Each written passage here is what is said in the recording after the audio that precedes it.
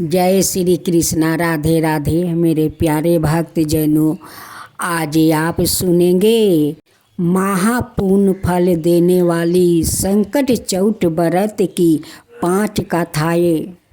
चौथ माता का कथा सुनने से सुख समृद्धि बढ़ता है, पति और पुत्र का लंबी आयु मिलता है।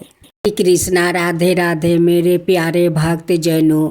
आज आप सुनेंगे संकट चौथ गणेश जी की व्रत कथा। संकट चौथ यानी गणेश जी का व्रत। इस दिन महिलाएं अपनी संतान के लिए व्रत रखती है और पूरे दिन निर्जला रहकर व्रत करती है। रात को चांद को आने पर व्रत खोलती है। इस दिन गणेश जी और चौथ माता की पूजा की जाती है। ऐसा कहा जाता है कि संकट चौथ का व्रत करने से संतान को लंबी आयु मिलती है और उनके संकट टल जाते हैं। यहाँ हम आपको बता रहे हैं संकट चौथ के व्रत में पढ़िए जाने वाली कहानियाँ के बारे में। इस व्रत में खास तौर पर एक देवरानी जेठानी वाली संकट माता की कहानी पढ़ी जाती है, तो दूसरी तरफ गणेश जी और बुढ़िया माई वाली कहानी पढ़ी जाती है।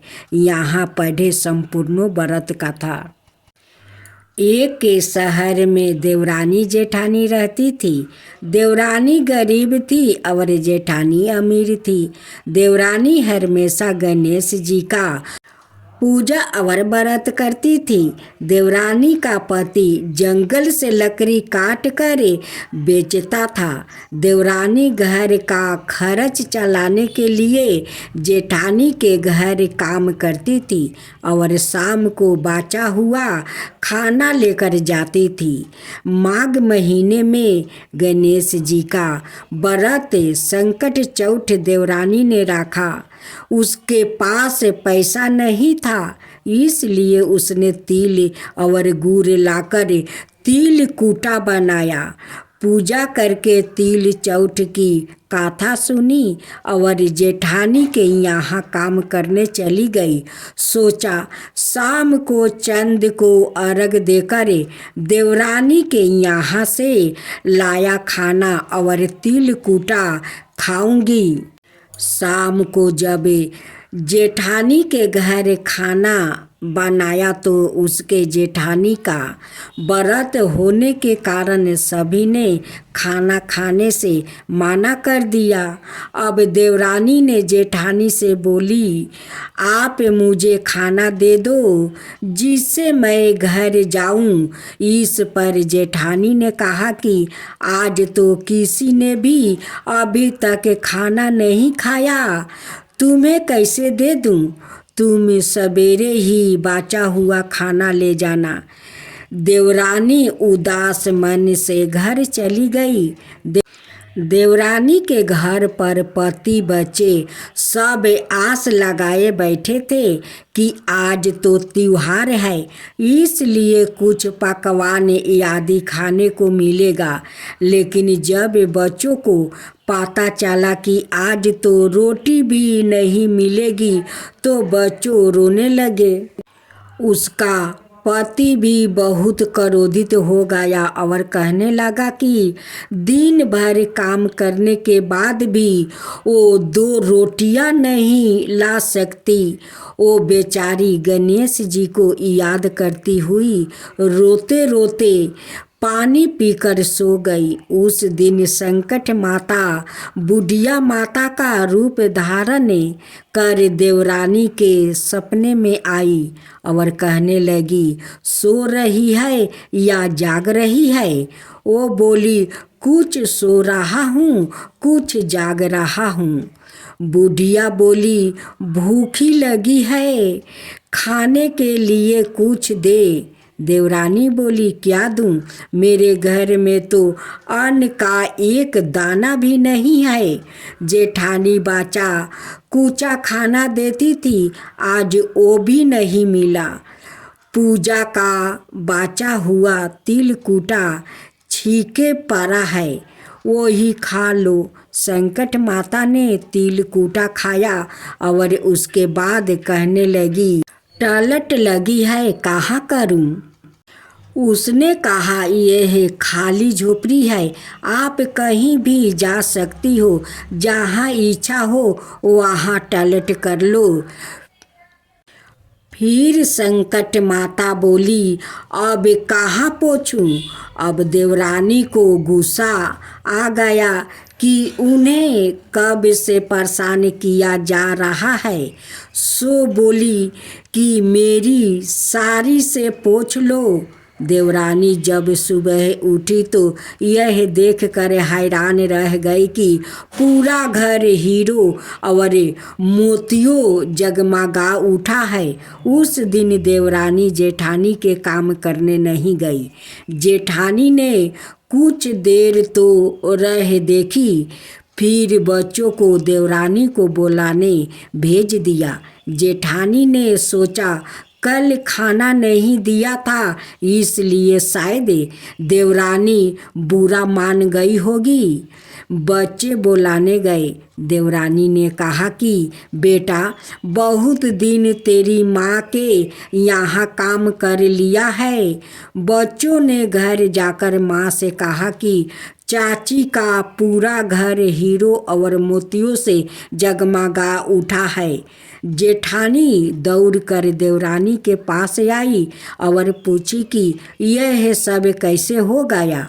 देवरानी ने उसके साथ जो हुआ वो सब कह डाली। उसने भी वैसे ही करने की सोची। उसने भी संकट चौथ के दिन तिल कूटा बनाया। रात को संकट माता उसके भी सपने में आई और बोली, भूख लगी है, मैं क्या खाऊं?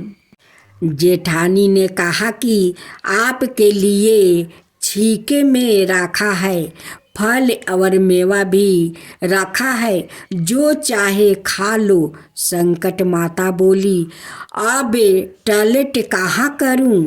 जेठानी बोली, मेरे इस महल में कहीं भी टॉयलेट कर लो। फिर उन्होंने बोला कि अब पोछूं कहाँ?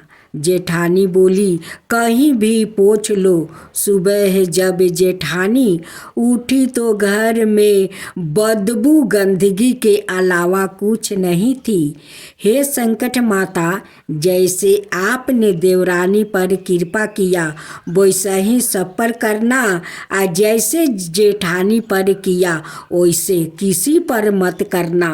अब दूसरी कहानी एक जे आप सुने संकष्टी गणेश चतुर्थी व्रत कथा। पूर्व काल में राजाओं में श्रेष्ठ राजा नल था। उसकी रूपवती रानी का नाम दमयंती थी। शराप वश राजा नल को राज चतु खोना पड़ा और रानी के वियोग से कष्ट सहना पड़ा। तब दमयंती ने इस व्रत के प्रभाव से अपने पति को प्राप्त किया। राजा नल के ऊपर विपत्तियों का पहाड़ टूट पड़ा था। डाकुओं ने उनके महल से धन, गजशाला से हाथी और घोड़शाला से घोड़ा हरण कर लिया और महल को अग्नि से जला दिया। राजा नल भी जुए खेल कर सब हार गए। नल असहाय होकर रानी के साथ वन को चले गए। शराप बस स्त्री से भी वियोग हो गया। कहीं राजा और कहीं रानी दुखी होकर देश से टन करने लगे। एक समय वन में दमयंती को महर्षि सरभंग के दर्शन हुआ। दमयंती ने मुनि को हाथ जोड़कर नमस्कार किया और प्रार्थना की, प्रभु मैं अपने पति से किस प्रकार मिलूंगी।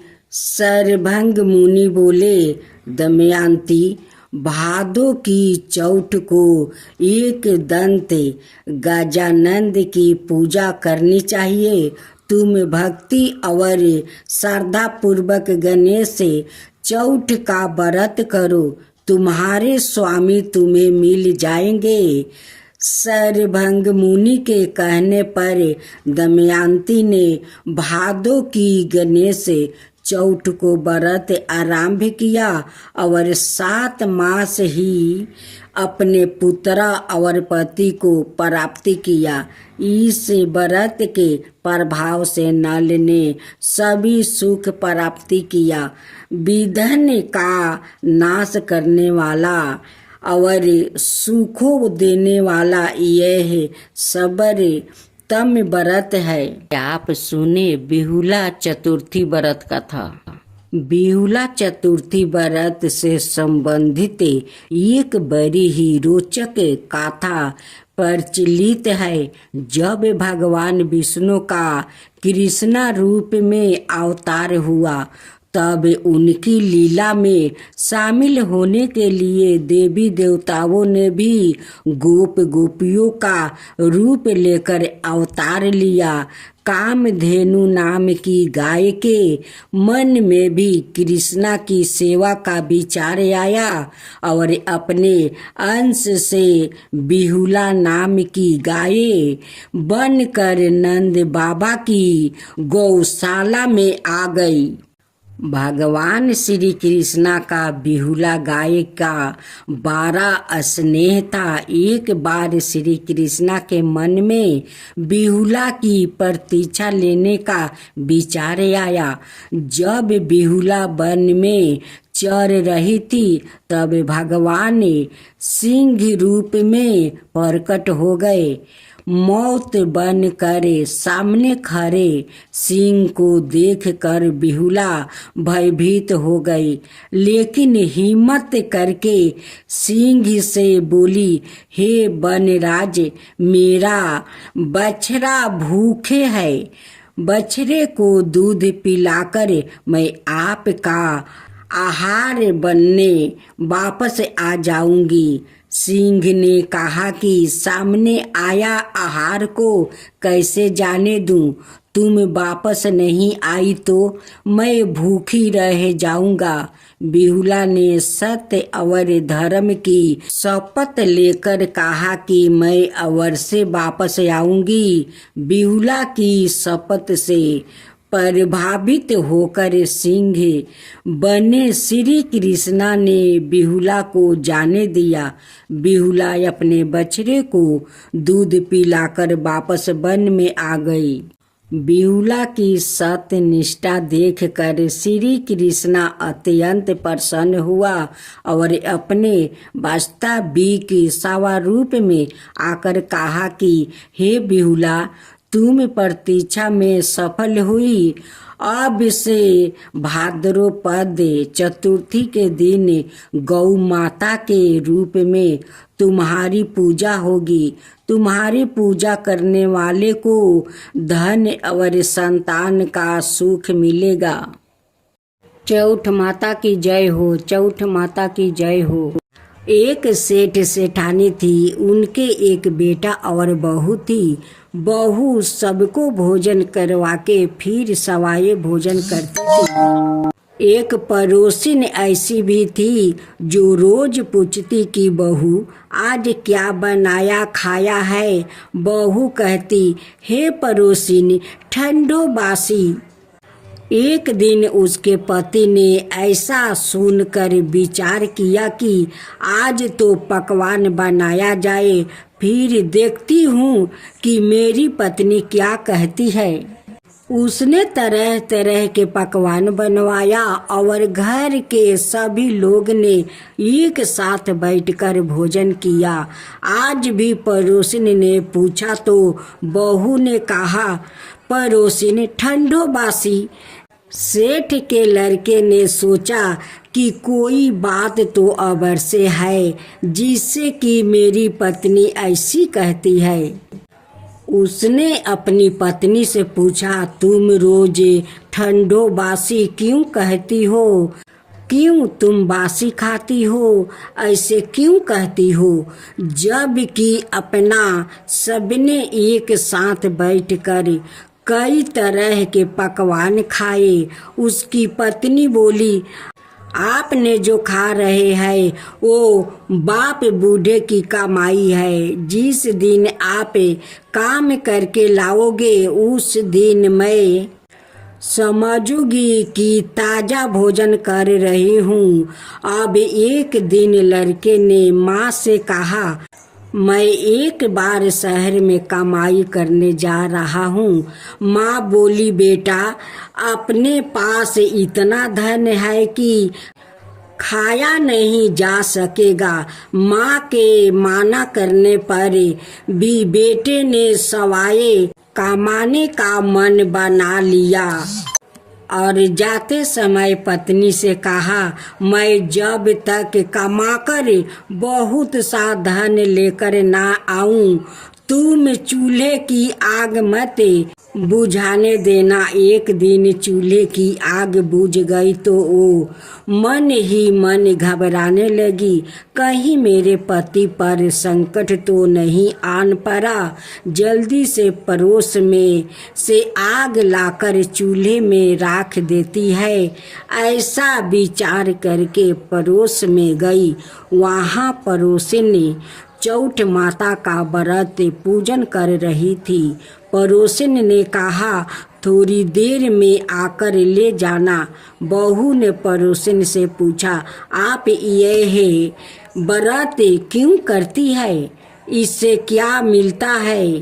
पड़ोसिन ने कहा, चौठ माता के इस व्रत को करने से अन्न लक्ष्मी मिले और अपनी मनोकामना पूरी होता है। अब बहू भी चौठ माता का व्रत करने लगी। दीवार पर चौठ माता बनाई। उस दिन घी गुड़ का चूरमा बनाकर रात्रि को चंद्रमा को अर्घ देकर भोजन करती है। ऐसा करते करते बहू दिन हो गया। चौठ माता ने उस बहू के पति को सपना दिया कि साहूकार का बेटा तू जागे कि सोए, तेरी पत्नी बहुत याद कर रही है। घर जाकर उसकी चिंता मिटाओ। तू दुकान खोल कर कंकु केसर का पगला बन के बैठ जाना। आज तेरा हिसाब किताब चुकता हो जाएगा। अब तो चौठ माता ने जैसा कहा था वैसा ही हुआ था। उसने घर जाने की तैयारी की और गाड़ी भर के धन दौलत लेकर चल दिया। रास्ते में एक बड़ा सा काला नाग फन फैलाए बैठ गया और कहने लगा, आज तो मैं तुझे डांसूंगा, छोड़ूंगा नहीं। आज तेरी आहू पूरी हो गई है। सेठ ने लड़के से कहा, आज चौठ माता ने मुझे सपना दिया तो मैं पत्नी से मिलने घर जा रहा हूँ। वहाँ मेरी पत्नी बहुत चिंता कर रही है। मैं उसे मिल कर जरूर आऊँगा, तब तुम मुझे डांस लेना। नाग ने कहा, तुम शपथ पूर्वक कहकर जाओ तो मैं तुम्हें जाने दूंगा, परंतु लौट कर नहीं आए तो तुम्हारे घर आकर मैं तुम्हें डांस लूंगा। इस प्रकार सांप को वचन देकर वो अपने घर पहुंचा। वहाँ सभी से हंसी खुशी से मिला और भोजन करने को बैठा तो उदास होकर बैठ गया। उसकी पत्नी ने उदास होने का कारण पूछा तो पति ने काले नाग वाली बात बताते हुए कहा, यदि मैं उसके पास नहीं जाऊंगा तो वो घर आकर ही मुझे डांस लेगा। पत्नी बहुत चतुर थी। उसने कहा कि आप घबराओ नहीं, लेट जाओ, मैं एक उपाय करती हूँ। पत्नी ने कमरे की सात पेटी सिरवा धोई। पहली पेटी पर रेत, दूसरी पर इतरा, तीसरी पर गुलाल फूल, चौथी पर कंकु केसर, पांचवी पर लड्डू पेड़ा, छठी पर गादी गलैचा और सातवीं पेटी पर दूध का कटोरा भर कर रख दिया। इस प्रकार वो सात ही पेटी सजाकर बैठ गई। आधी रात होते ही नाग आकर पेटी चढ़ने लगा। पहली पेटी पर रेत में लौट गया और कहने लगा कि सेठ की बहू ने आराम तो बहुत दिया, पर बचनों से बंध कर आया हूँ सो डासूंगा। अबर से ही इसी प्रकार सातों पेटियों पर नाग आराम करता हुआ और कहता हुआ कि डासूंगा जरूर। कमरे में जाने ही वाला था कि चौठ माता ने विचार किया कि मैं इसे नहीं बचाऊंगी तो संसार में धर्म कर्म और व्रत पूजन को कौन मानेगा। अब तो गणेश जी, चंद्रमा जी और चौठ माता ने उसे बचाने का विचार किया। चंद्रमा जी ने उजाला किया, चौठ माता ढाल बनी और गणेश जी ने तलवार लेकर नाग को मार दिया और ढाल से डंक दिया। अब बहू भी थकी हारी सो गई। दिन उगा तो लोग बेटे से मिलने आए, परंतु बेटा बहू तो उठे ही नहीं थे। बहू देर हो गई तो माँ उन्हें उठाने गई। माँ ने सातों पेटियों पर जो कुछ देखा तो बहुत घबराई और बेटा बहू को आवाज लगाई। बेटा बहू उठे तो देखा कि एक ढाल तलवार वहाँ पड़ी है। अब ढाल उठाई तो वही काला नाग मारा हुआ पड़ा है। बेटा बहू ने सोचा कि आज तो धर्म कर्म ही आरे आए जो भगवान गणेश जी और चौठ माता ने हम सभी को रक्षा की है। चौठ माता, आपने जैसी सेठ के बेटे बहू की रक्षा किया है वैसा ही सबका रक्षा कीजिए। भक्त जनों, आज आप सुने गणेश भगवान और कुबेर जी का व्रत कथा। एक पौराणिक कथा के अनुसार एक दिन भगवान गणपति का जन्मदिन था। जन्मदिन का अवसर था, इसलिए बाल गणेश बेहद खुश था। कैलाश पर्वत पर खूब धूमधाम हो रही थी। उसी दिन धन के देवता कुबेर का आमंत्रण शिव जी के पास आया। शिव जी कुबेर के मन की अवस्था जानते थे। वो जानते थे कि वो अपने ईश्वर का दिखावा करना चाहता है। उन्होंने गणपति जी को कुबेर के यहाँ दावत पर जाने के लिए कहा। अपने गणपति जी तो मिठाइयों को शौकीन था। खुशी खुशी तैयार हो गया और पहुंच गया कुबेर के यहाँ। कुबेर ने दावत दी थी, इसलिए इंतजाम भी बड़े पैमान पर किया गया था। तरह तरह के अनोखी के पकवान बनाया जा रहा था। विशेष रूप से मिठाइयाँ बहुत ही लाजवाब थी। पूरे वर्तमान में तरह तरह के पकवानों की खुशबू स्वादी महक तैर रही थी। विशेष रूप से गणपति जी के लिए मोदक बनाए जा रहे थे। उनमें मेवा मिश्री भरे जा रहे थे। लड्डुओं की खुशबू से बाल गणपति जी के नाथन फरकने लगे और मुंह में पानी आ गया। कुबेर की दावत में उन्होंने भरपूर पकवान खाए। ढेर सारी मिठाइयाँ खाने के बाद भी उनका मन नहीं भरा।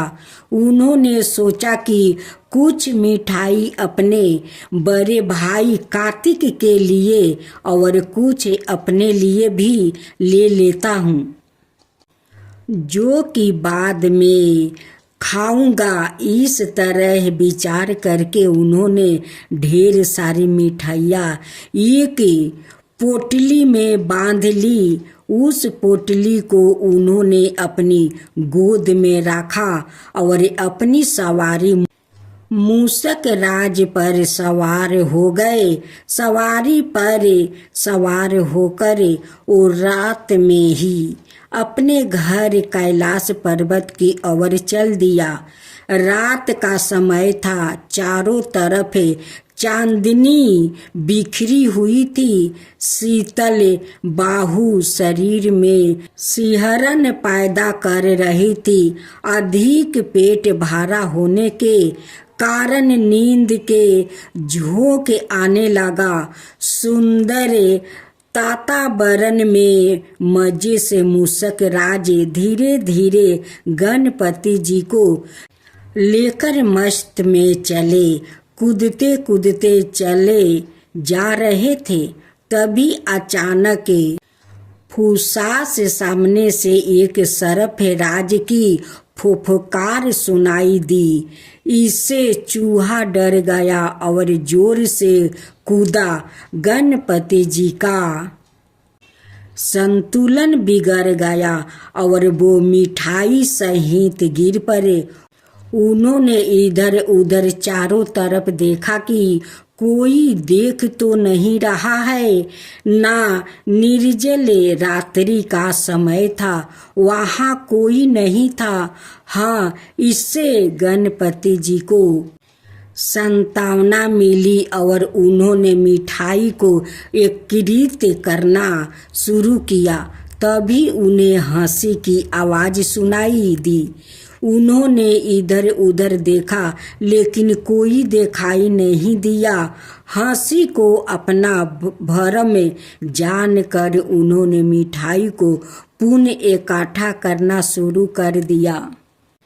उन्होंने मिठाई को अभी पूरा एकत्रित भी नहीं किया था कि उनकी नजर आसमान में हंसते हुए चांद की तरफ गई। आसमान में चांद हंसते हुए लोटपोट हुआ जा रहा था। चांद उनके नाटे कद, मोटे पेट, गज के सिर, मूषक की सवारी और उस पर ढेर सारी मिठाइयाँ के बिखर जाने पर उनकी हंसी उड़ रहा था। भक्तों को विघ्न हरता गणपति जी का जो रूप अति प्रिय है, उस पर चंद्रमा हंस रहा था। इस पर गणपति जी को बड़ा गुस्सा आया और उन्होंने चांद को डांटते हुए कहा, तुम्हें अपनी सुंदरता पर बहुत घमंड है। तुम मेरी मदद करने के स्थान पर मुझ पर हंस रहे हो। और उन्होंने क्रोध में आकर चंद्रमा को श्राप दे दिया कि धीरे धीरे उसके शरीर साये होता जाएगा, उसकी सुंदरता समाप्ति हो जाएगी और वो गगन से भी लुप्त हो जाएगा। गणपति जी के श्राप देने के साथ ही चंद्रमा का धीरे धीरे हर्ष होने लगा और कुछ समय पश्चात वो पूरी तरह से लुप्त हो गया। चारों ओर अंधकार फैल गया।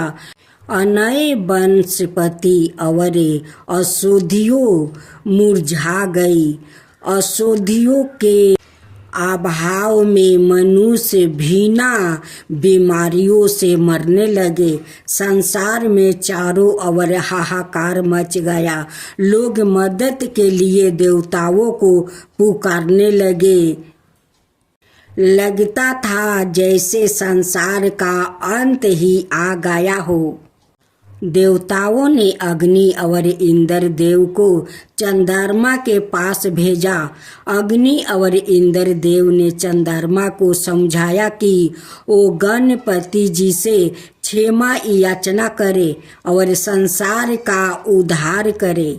चंद्रमा ने उनकी बात मान ली। गणपति जी को प्रसन्न करने के लिए वो ढेर सारे लड्डू और मलपुए लेकर उनके पास पहुंचा।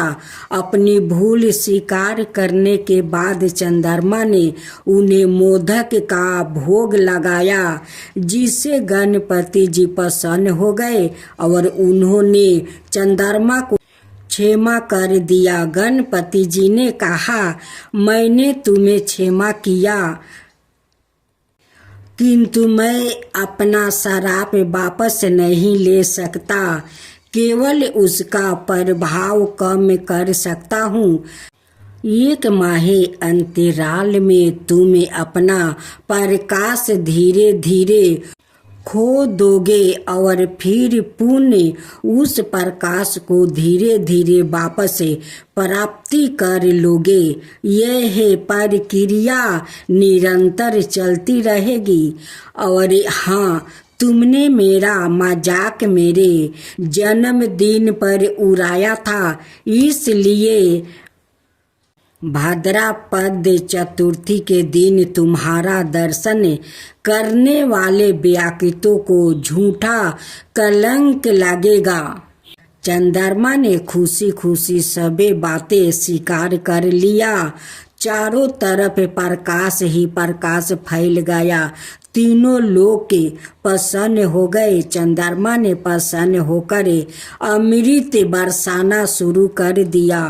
अनाए वनपतियाँ और औषधियों फिर से खिल उठी। संसार में नव जीवन का संचार हुआ। सब लोग नाचने गाने और उत्सव मनाने लगे। कहानी सुनना सुनाना बड़ा भला लगता है। अब आप बताइए, इससे क्या शिक्षा मिली है? अब सुने लपसी तपसी की कथा। एक लपसी था, एक तपसी था। तपसी हमेशा भगवान की तपस्या में लीन रहता था। लपसी रोजाना 1.25 शेर की लपसी बनाकर भगवान का भोग लगाकर ही जिमाता था। एक दिन दोनों झगड़ा करने लगा। तपसी बोला, मैं रोज भगवान की तपस्या करता हूँ, इसलिए मैं बारा हूँ। लपसी बोला, मैं रोज भगवान को 1.25 शेर लपसी का भोग लगाता हूँ, इसलिए मैं बारा हूँ। नारद जी वहाँ से गुजर रहे थे। दोनों को झगड़ता देखकर रुक गए और उनसे पूछा कि तुम क्यों लड़ रहे हो? तपसी ने खुद के बारा होने का कारण बताया और लपसी ने अपना कारण बताया। नारद जी बोले, तुम्हारा फैसला मैं कर दूंगा। दूसरे दिन लपसी और तपसी नहाकर अपनी रोज की तरह भक्ति करने आए तो नारद जी ने छुप करके 1.25 करोड़ की एक अंगूठी उन दोनों के आगे रख दिया। तपसी की नज़र जब अंगूठी पर पड़ी तो उसने चुपचाप अंगूठी उठाकर अपने नीचे दबा लिया। लपसी की नज़र अंगूठी पर पड़ी, लेकिन उसने ध्यान नहीं दिया। भगवान को भोग लगाकर लपसी खाने लगा। नारद जी ने सामने आए तो दोनों से पूछा कि कौन बारा है? तो नारद जी ने तपसी से खारा होने को कहा, वो खारा हुआ तो उसके नीचे दबी औंठी दिखाई पड़ी। नारद जी ने तपस्वी से कहा, तपस्या करने के बाद भी तुम्हारा चोरी करने की आदत नहीं गई, इसलिए लपसी बारा है। तुम्हें तुम्हारी तपस्या का कोई फल भी नहीं मिलेगा। तपस्वी शर्मिंदा होकर माफ़ी मांगने लगा। उसने नारद जी से पूछा, मुझे मेरी तपस्या का फल कैसे मिलेगा? नारद जी ने कहा, यदि कोई गाय और कुत्ते की रोटी नहीं बनाएगा तो फल तुम्हें मिलेगा। यदि कोई ब्राह्मण को जिमा कर दक्षिणा नहीं देगा तो फल तुझे मिलेगा। यदि कोई साड़ी का साथ ब्लाउज नहीं देगा तो फल तुझे मिलेगा। यदि कोई दिए से दिए नहीं जलाएगा तो फल तुझे मिलेगा।